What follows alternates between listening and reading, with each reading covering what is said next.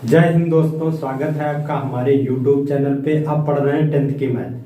10th की math में हमने चालू किया है वृत्त सर्किल। उसमें कल हमने फर्स्ट क्वेश्चन बताया था। आज देखिए 2 नंबर से चालू करते हैं, ठीक है। और अगर पिछले क्वेश्चन आपको देखना है तो पिछली वीडियो में हमारी प्लेलिस्ट में जाके आप देख सकते हैं।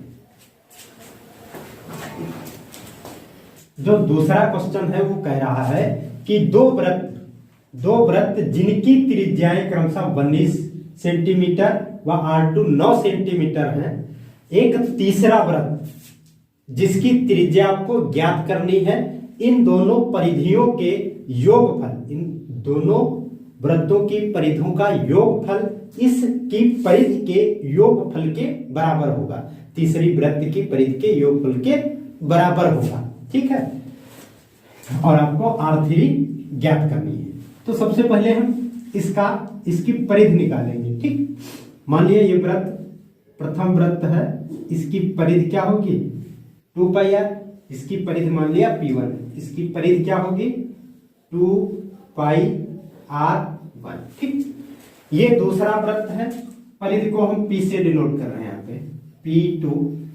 इसकी परिधि कितनी है 2 पाई r2, ठीक। ये हमारा तीसरा वृत्त है, इसकी परिधि कितनी होगी देखिए यहाँ पे, मान लिया P3 होगी 2 पाई r3। कह रहा है इन दोनों वृत्तों की परिधि का योगफल, तो इन दोनों वृत्तों की परिधि का योगफल कर लिया। कह रहा तीसरे वृत्त की परिधि के योग के बराबर होगा, तो तीसरा वृत्त की परिधि के योग के बराबर होगा, ठीक है। प्रथम वृत्त जो है आपका पहला वृत्त है, इसकी परिधि कितनी है 2 पाई r1 प्लस P2 कितना है 2 पाई r2, ठीक है। P3 की परिधि कितनी है 2 पाई r3, 2 पाई r3। अब यहां पे देखना जरा, 2 पाई हर जगह कॉमन मिल रहा, अर्थात हम क्या करेंगे 2 पाई से दोनों पक्षों में भाग किए दे रहे हैं, ठीक। 2 पाई से दोनों पक्षों में भाग कर देंगे। इतनी बात समझ में? तो हमारा क्या हो जाएगा 2 पाई कट जाएगा, यहां से 2 पाई कट जाएगा। बचा क्या r1 प्लस R2 बराबर R3। यहाँ पे देखिए R1 सिर्फ बचा, प्लस लगाया, यहाँ पे R2 बचा, R2 उतार लिया, बराबर में R3, ठीक। इतनी बात समझ में आई।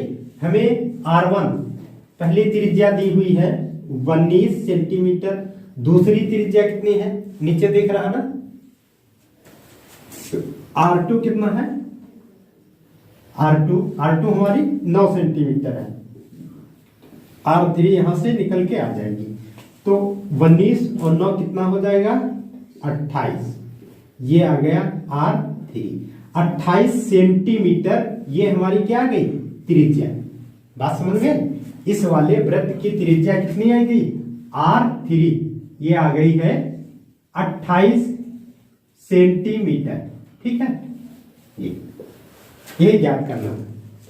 देखिए अगला क्वेश्चन नंबर जो है आपका वो 3 नंबर है, ठीक है। 3 नंबर क्वेश्चन बताने जा रहा है। क्या कह रहा है सुनिए ध्यान से।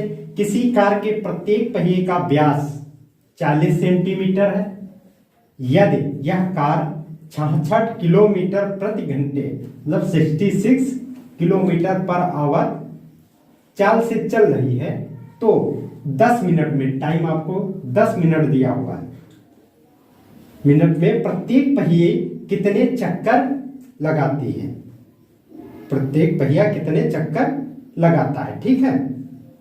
ये आपको निकालना है कि प्रत्येक पहिया कितने चक्कर लगाएगा। तो सबसे पहले आप देखिए एक पहिया था जिसका व्यास कितना था 40 सेंटीमीटर। अब 40 सेंटीमीटर इस व्यास में R1 आपका कितना हो गया 40 सेंटीमीटर, व्यास आपका 80 सेंटीमीटर था, तो व्यास का आधी आपकी त्रिज्या हो गई। पहिए की चाल दी हुई है कि कितनी स्पीड से कार चल रही है, तो वो 66 किलोमीटर प्रति घंटे की स्पीड से चलेगी। समय है 10 मिनट। 10 मिनट में कार जितनी दूरी तय करती है उस तय की गई दूरी में पहिया कितने चक्कर लगाएगा ये आपको निकालना है।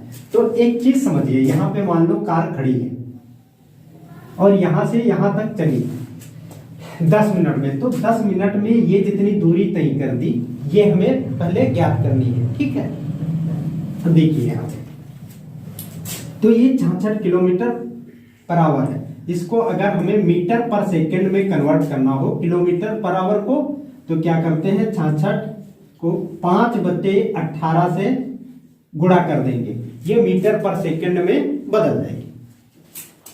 इसको काटते हैं 3 से, 6 से काटते हैं, 6 तिया 18 और 6 एकम, ये हो जाएगा 11/55/3। ये आ गया आपका मीटर पर सेकंड। ये चाल आप हमने मीटर पर सेकंड में निकाल ली। अब उसके बाद क्या करते हैं, ये टाइम आपको दिया हुआ है 10 मिनट, इसको हम सेकंड में बदलेंगे तो 60 से गुणा कर देंगे, इसको सेकंड में बदल लेंगे तो क्या हो जाएगा 600 सेकंड, ठीक है। अब हमको निकालना है कि ये 10 मिनट में अर्थात 600 सेकंड में ये कार कितनी दूरी तय करती है, ठीक है। तो यहां पे निकालेंगे दूरी। दूरी बराबर फार्मूला होता है चाल गुणे समय।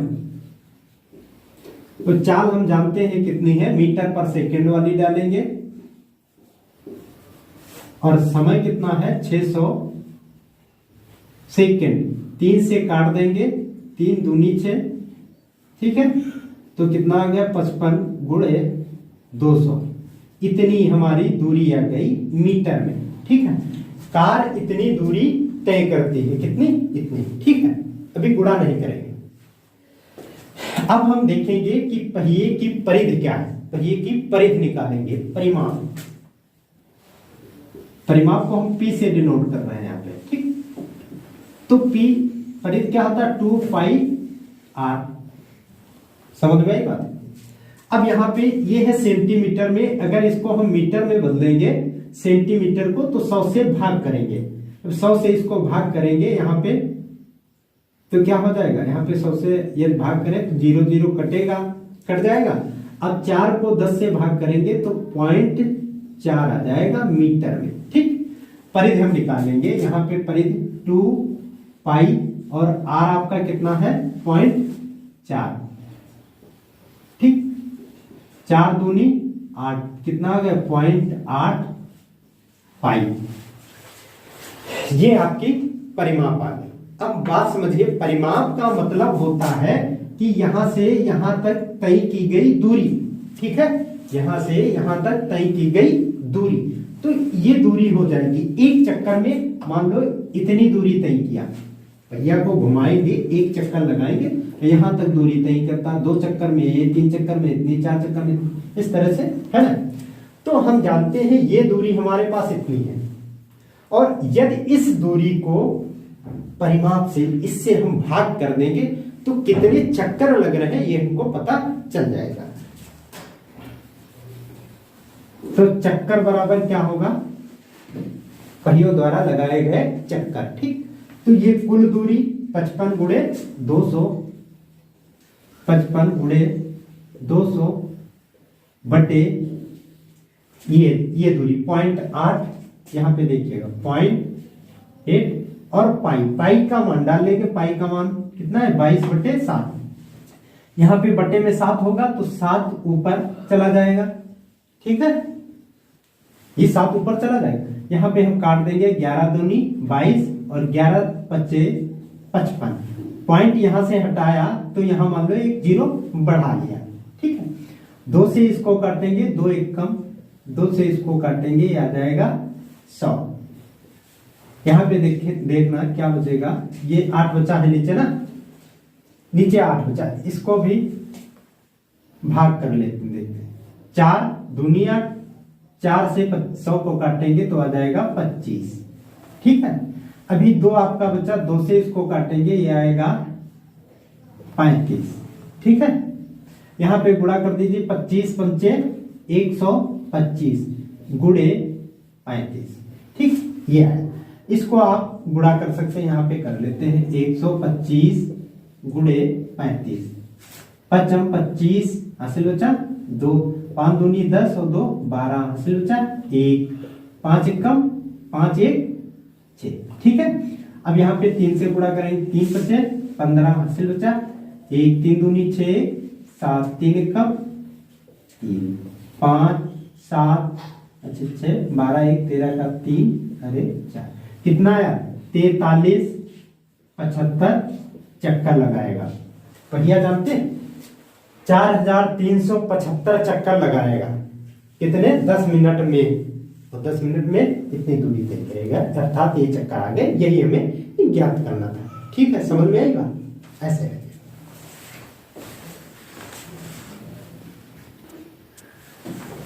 देखिए, इसको कर देते हैं। ठीक है, अगला क्वेश्चन देखते हैं, 4 नंबर। 4 नंबर क्वेश्चन पढ़ते हैं, देखिए क्या कह रहा है। 4 नंबर क्वेश्चन कह रहा है, एक वृत्ताकार खेत है, एक वृत्ताकार खेत है, इस खेत के चारों ओर तार लगाना है, 12 रुपए प्रति मीटर की दर से पूरा तार लगाने में 5280 रुपए की लागत आएगी। देखिए, 12 रुपए प्रति मीटर की दर से एक वृत्ताकार खेत की तरफ तार लगाया जाता है चारों तरफ। ठीक है, इतने रुपए में 12 रुपए में 1 मीटर तार लग जाता है। और कह रहा कुल खर्च, चारों तरफ तार लगाने में जो कुल खर्च आया है, कुल खर्च जो तार का आया है वो है आपका 5280 रुपए। ठीक है, 5280 रुपए तार का कुल खर्च है।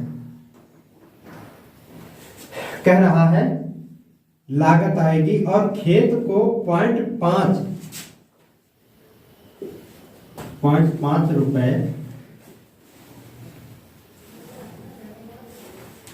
प्रति मीटर स्क्वायर की दर से जोतवाया जाता है, जोतता है। बताइए कि खेत को जोतने में कुल कितनी लागत आएगी। ठीक है, ये आपका क्वेश्चन है। देखिए कैसे लगाएंगे। तो पहली बात तो 1 मीटर में 12 रुपए लगता है, और यहाँ पे जितने मीटर बने वृत्त के चारों तरफ, मान लो 1 मीटर में 12 रुपए लगता है, यहाँ तक 24 लगा और आगे कुछ लगा है ना, चारों तरफ लगाता गया, कुल खर्चा 5280 रुपए आ गया। तो हमें निकालना है कि तार है कितना लंबा, कितना लंबा तार है। तो तार की लंबाई, तार की कुल, थोड़ा सा प्रॉब्लम थी, लाइट चली गई थी, देखते हैं। कह रहा तार की कुल लंबाई कितनी होगी, कुल लंबाई कितनी होगी। तो तार की कुल लंबाई कैसे निकालेंगे। हमने कहा कुल खर्च इतना आ रहा है 5280 रुपए, इसको हम 12 रुपए से भाग कर देंगे। ठीक है, 12, इसको काट दीजिए, 12 एकम 12 चौक 48 बचा 4, 12 चौक 48 अर्थात 440। ये लंबाई आ गई तार की लंबाई। यहाँ देखिए, यहां से यहां तक लगाने में तार की जो लंबाई है उसकी लंबाई आ गई। तो यही जो तार की लंबाई है यहां से यहां तक, यही तो परिधि है, यही तो परिमाप है। तो परिमाप होती है 2 पाई r, ये परिमाप के बराबर होगा, है ना। तो यहां से हम r निकाल सकते हैं। देखिए r रोके रखेंगे और 2 पाई इसके नीचे आ जाएगा, 2 पाई, पाई आएगा, पाई का मान डाल देंगे 22/7। इसको काट देते, 22 दूना कितना हो जाएगा 44, है ना, 22 दूना 44 और 44 एक कम 10 बचा, अर्थात 10 को 7 से गुणा करेंगे कितना आएगा 70। आर बराबर हमारा कितना आ गया 70। अब कह रहा खेत को जोता जाता है, ये पूरा खेत क्या है, इसकी जुताई होती है, ये जोता जाता है, ठीक है।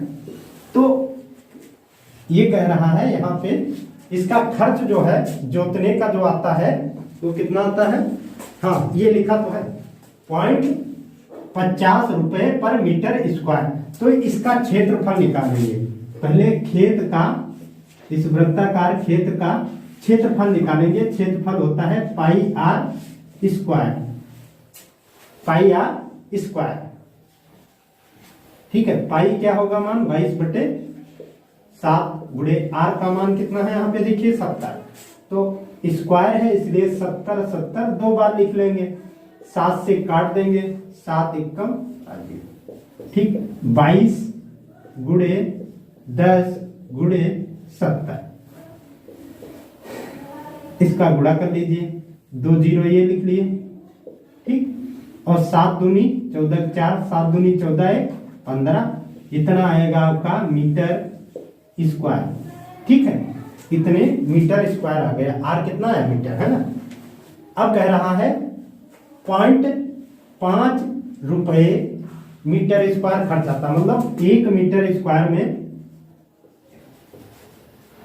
1 मीटर स्क्वायर जुतवाने में खर्च जो आता है वो 0.50 रुपए का आता है, ठीक है। तो इतने मीटर स्क्वायर जोतवाने में कितना खर्च आएगा, अर्थात खेत को जोतने में कुल खर्च जो आएगा, यहाँ पे ऐसे करते हैं ये, ठीक है, कुल खर्च कितना आएगा, तो 15400 इंटू 0.50, इसका गुणा कर लीजिए, 3 जीरो लिख दिया, ठीक, 5 चक्कू 20 का जीरो हासिल बचा 2, 5 25 2 27 हासिल बचा 2, 5 एकम 5 2 7, 2 दर्जे बाद पॉइंट लगा दिया, अर्थात 7700 रुपए, 7700 रुपए आएगा इसको जुतवाने का कुल खर्च, ठीक है।